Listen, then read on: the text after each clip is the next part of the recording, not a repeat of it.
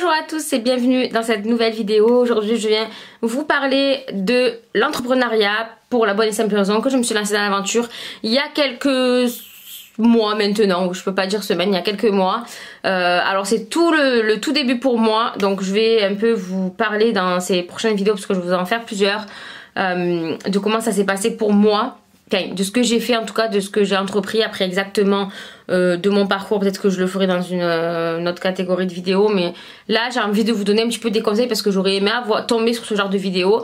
Je vous avouerai que j'ai pas cherché, donc je ne sais pas, je pense que ça s'est déjà fait parce que bon, YouTube est grand et YouTube a beaucoup de créateurs, mais en tout cas voilà, moi j'avais envie de vous parler un petit peu, de vous donner pourquoi pas des conseils. Peut-être que je dis des bêtises, alors gros disclaimer, je ne suis pas comptable, je ne suis pas avocate, donc je vais vous parler vraiment de choses que je sais et que j'ai appris au cours de mon parcours et au fil du temps où j'ai rencontré des personnes, etc. Je vais vous parler plutôt de ce que j'ai fait et ce que peut-être j'aurais dû faire, parce qu'il y a des choses en fait je me suis peut-être mal renseignée, donc du coup je vous le dis à vous avant que vous le fassiez, voilà. Avant vraiment de se déclarer, donc dans cette première partie, voilà, je vais vraiment vous parler de tout ça, de ce que j'ai fait avant de me déclarer et ce que j'aurais dû faire plus. Donc moi la première chose que j'ai faite avant de vraiment me lancer tout ça, alors moi ce qu'il y a, donc mon parcours à moi, c'est que vraiment je suis passée de mon secteur employé, donc j'étais dans l'automobile, à mon secteur de chef d'entreprise dans la beauté, donc vraiment absolument rien à voir. Mais j'avais cette envie depuis très longtemps et j'ai fait un petit virage à 360 dans ma vie. Mais pour l'instant j'en suis contente, donc voilà, tout est faisable dans la vie vraiment. Si vous avez envie de changer, ben changez, il n'est jamais trop tard, même à 50 ans, ben, la vie on en a qu'une et il faut avoir les cojones. Bon après il faut vraiment réfléchir quand même un petit peu avant, surtout quand vous avez 50 ans. Quoique 50 ans vos enfants sont grands, la maison est sûrement payée ou presque.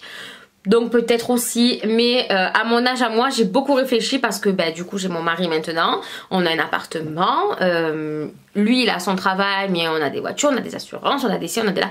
Et c'est vrai que moi comment j'ai raisonné personnellement, je me suis demandé si le chômage auquel j'avais droit, parce que du coup j'ai travaillé pendant des années et j'ai le droit au chômage, et j'ai le droit au chômage pendant quelques mois qui vont être très bien pour moi parce que ça me permet voilà de voilà.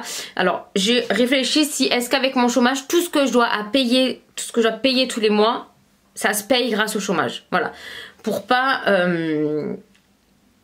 dans ma tête me mettre une pression supplémentaire, parce que vraiment ça faisait pas mal de dépenses du coup en plus de ce que je vais dépenser pour mon activité professionnelle. Donc voilà, ma première réflexion avant de me lancer, avant d'arrêter de travailler, tout ça, c'était vraiment bon, avant de me lancer plutôt, parce qu'avant d'arrêter de travailler, j'avais arrêté de travailler parce que je pouvais plus mon travail, mais voilà, vraiment avant de me lancer ça a été ça, est-ce que tout ce que j'ai à payer sort avec le chômage? Si je suis là, c'est que oui. Donc du coup au moins ça c'était réglé et c'était plus un problème dans ma tête. Ensuite ce que je suis allée faire, c'est que je me suis rendue à la chambre des métiers, donc à Marseille, elle est sur l'avenue du Prado. Je vous mettrai toutes les adresses, les sites, etc. que je trouve en barre d'infos. Et du coup je suis allée me renseigner. Donc ce qui est bien, c'est que vous avez un accueil libre, donc vous allez, vous prenez un ticket et vous pouvez vous renseigner auprès des personnes qui sont ici. Vous avez plusieurs guichets. Donc du coup j'ai demandé pour mon activité, donc moi je voulais me lancer dans les extensions de cils. En fait je veux me lancer dans le maquillage, mais le problème c'est que le maquillage c'est réglementé, ça fait des années que je maquille mais pas en tant qu'employé, donc je ne peux pas faire une validation des acquis. Enfin pour l'instant je vais aller me renseigner bientôt, je vais prendre rendez-vous avec une personne en particulier et pourquoi pas je vous en parlerai. Mais sachez que voilà, pour le maquillage c'est très compliqué, il faut soit une SAP esthétique, parce que voilà, soit une SAP esthétique, soit une école de maquillage, ce que je n'avais ni l'un ni l'autre, voilà. Et je n'avais pas du tout envie de faire de SAP esthétique. Ça fait des années que je me suis renseignée, c'est hyper cher et c'est hyper long et pas trop sûr de revenus parce que par rapport au chômage, parce que vous êtes en formation, bref. Bref, donc pour moi, cette option-là était complètement impossible. Donc du coup, ce que j'ai fait, c'est que j'ai cherché une activité qui pourrait me plaire et être en complément du maquillage. Et ce que j'ai trouvé en fait, et du coup j'ai décidé de faire des extensions de cils. Donc je vous en parlerai bien dans une prochaine vidéo parce qu'il y a beaucoup de questions qui reviennent sur les extensions de cils et j'aimerais bien mettre un petit peu au clair tout ça et vous apporter des réponses. Mais quoi qu'il en soit, donc je suis allée poser la question, savoir si cette activité était donc réglementée. C'est-à-dire que, comme je vous disais, le maquillage c'est réglementé. Donc vous avez besoin d'un certain nombre de diplômes ou pas, ou d'acquis en particulier. Et du coup les extensions de cils pour l'instant ne sont pas réglementées. Je pense que d'ici quelques temps ça va l'être parce que ça foisonne et voilà. Mais pour l'instant ça n'est pas réglementé. Donc du coup comme moi j'avais une formation en visuel, parce qu'en fait si je veux je peux le faire sans formation du tout. Voilà, donc j'ai fait quand même des formations en parallèle, mais vu que c'était un gros budget, c'est beaucoup d'investissement, je me suis dit, franchement, je vais demander avant si c'est réglementé ou pas, parce que je vais pas me lancer là-dedans et au final, je peux pas. Je suis obligée de repasser un SAP esthétique. J'ai mis plus de 3000 € d'investissement. Enfin bref. Donc, c'est la première étape que j'ai faite, c'est-à-dire me renseigner si c'était réglementé ou pas. Donc, du coup, j'ai fait mes formations que je voulais faire pour être moi à l'aise dans mon métier.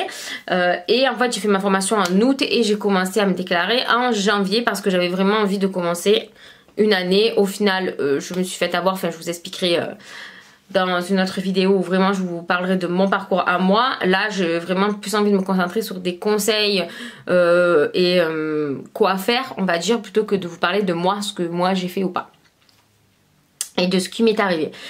Donc ensuite ce que j'ai fait aussi, c'est que je me suis beaucoup renseignée, c'est-à-dire que je suis allée dans des salons, j'ai rencontré des gens, j'ai posé beaucoup de questions.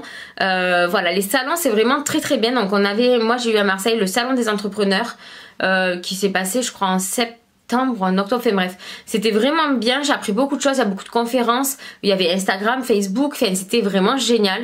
Il y a des conférences que j'ai ratées d'ailleurs, j'étais un petit peu dégoûtée, d'ailleurs la conférence sur Instagram je l'ai ratée, mais bon il y avait plein de conférences très sympas et ça m'a apporté beaucoup de réponses. Et ça m'a peut-être aussi conforté dans mon idée et du coup voilà, j'ai vraiment aimé ce salon, donc je peux que vous les conseiller. Et donc le dernier sujet sur lequel je vais clôturer du coup ma vidéo, ça sera d'établir un prévisionnel, ce qui est hyper important, ce que je n'avais pas spécialement fait au tout début. Est-ce que je me serais lancée ou pas après avoir fait ça? Écoutez, je vais vous dire la vérité, je pense que je l'aurais fait quand même parce que je suis très têtue et que j'avais envie, voilà. Ce qui est bien, voilà, comme je vous disais, c'est que moi j'ai le chômage qui est un coussin assez confortable. Enfin, assez confortable, c'est pas une grosse somme, mais comme je vous dis, c'est très confortable de savoir que tout ce qu'on a à payer sort de ça. Voilà. Après, tout ce qu'on doit payer de son activité professionnelle, je sais que je dois le sortir en clientèle. Par contre, si vous n'avez pas le chômage et que vous n'avez pas de source de revenus, que vous n'avez pas d'argent de côté, faites très attention à ça, prévoyez, voilà, faites votre prévisionnel. Donc à l'intérieur vous marquez, vous notez toutes vos charges personnelles déjà. Et déjà ce sera un quota, donc charges personnelles. Et puis ensuite vous faites toutes les charges professionnelles, c'est-à-dire tout le matériel que vous devez acheter tous les mois, le matériel que vous devez renouveler tous les mois, si vous avez un loyer, une assurance, vos charges sociales, les impôts, la taxe CFE, vous avez également à la fin de l'année, donc vous pouvez la lisser. Vraiment, faites-le au maximum pour que vous soyez sûr.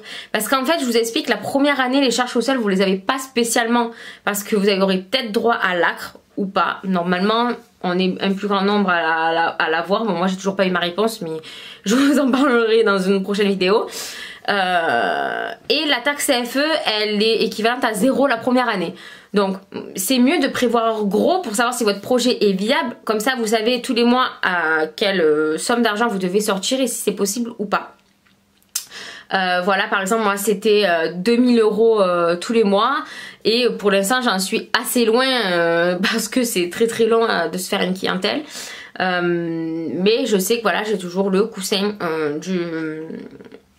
du pôle emploi et je me sors pas de salaire, mais c'est pas très grave, c'est le début. En même temps c'est très rare à part si vous êtes connu, vous avez les réseaux sociaux et que du coup vous touchez un bon nombre de personnes. Si vous n'êtes pas hyper connu, que vous sortez de nulle part, forcément c'est un petit peu plus compliqué, mais voilà, c'est vraiment à prendre en compte tout ce qui est prévisionnel, vraiment, parce que ça, je pense que ça ça, alors, à part si vous êtes têtu comme moi, mais sinon si vous avez les pieds sur terre, ça fera vraiment partie intégrante de votre décision à créer cette société ou non. Dans ce prévisionnel, il faudra aussi compter, parce que moi je vous parle de ça en tant que micro-entreprise, mais si vous optez pour un statut juridique différent de la micro-entreprise, vous aurez le comptable à payer, le bilan comptable, etc., etc. sur les années. C'est des charges que personnellement je ne connais pas pour l'instant, mais vous, si vous optez pour un autre statut juridique, il faudra que vous vous renseigniez et que vous sachiez exactement ce que vous devez sortir pour ne pas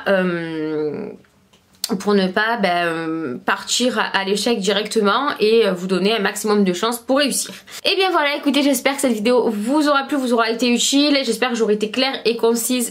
C'est un exercice très compliqué pour moi parce que je suis pas très forte pour expliquer et puis parler de choses très... Voilà, moi j'aime bien parler de choses futiles, ça prend pas la tête, voilà. Mais voilà, en tout cas j'espère que ça vous aura aidé et que voilà, si vous allez entreprendre, n'hésitez pas à me le dire en commentaire. Si vous avez d'autres choses, enfin que vous connaissiez, d'autres petits trucs, n'hésitez pas à me le dire aussi, parce que du coup moi je ne sais pas tout, hein, comme je vous ai dit, je ne suis pas comptable ni avocate.